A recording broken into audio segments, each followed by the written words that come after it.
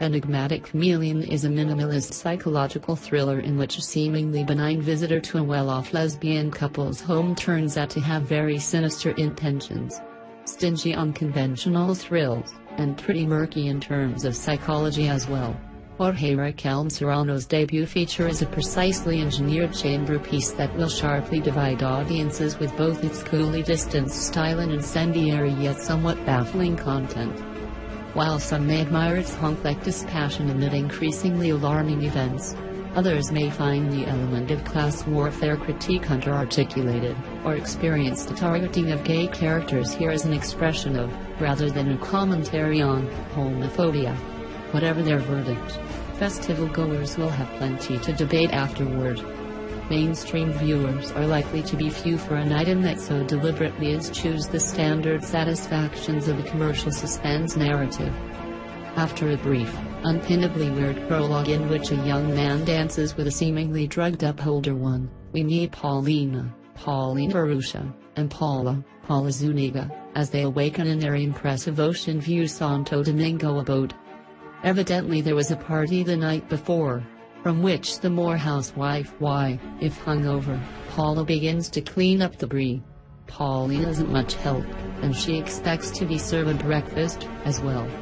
Their somewhat lopsided, semi-stereotypical femme-butch dynamic reveals itself in small ways at first, though we glean that Paulina's imminent solo work trip to London might signal a major rift in an already problematic relationship.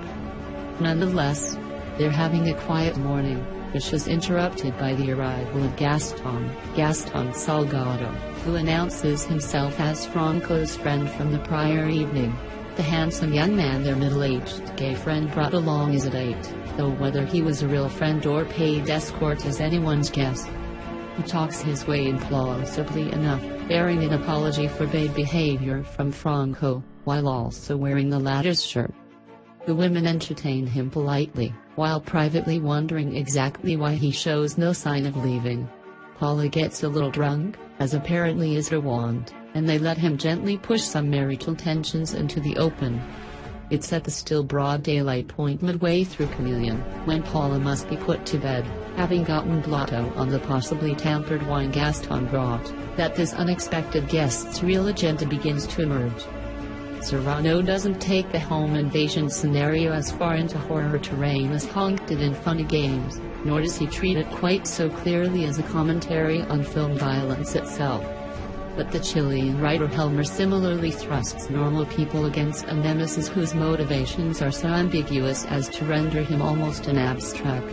And there's a similar refusal to make sadistic mayhem graphic, exciting or even very scary in any typical pulp fiction way. Unhappy Paula and caustic Paulina are not particularly sympathetic figures, nor the brief flashback glimpses we get of Franco, Alejandro Agoric. Very flattering. The performers are very good, but it's unclear just how we're meant to take the fact that these gay victims are at once economically privileged and somewhat dislikable. Do they thus deserve their fates? While not exactly a chameleon, Salgado does manage a simultaneously creepy and mysterious arc from apparently guileless charm to convincing malevolence, with just enough undertow of pathos to make us wonder what personal history wrongs Gaston, if that's even his name, might be avenging. We do glean he's much humbler in employment status and class background than he initially suggests.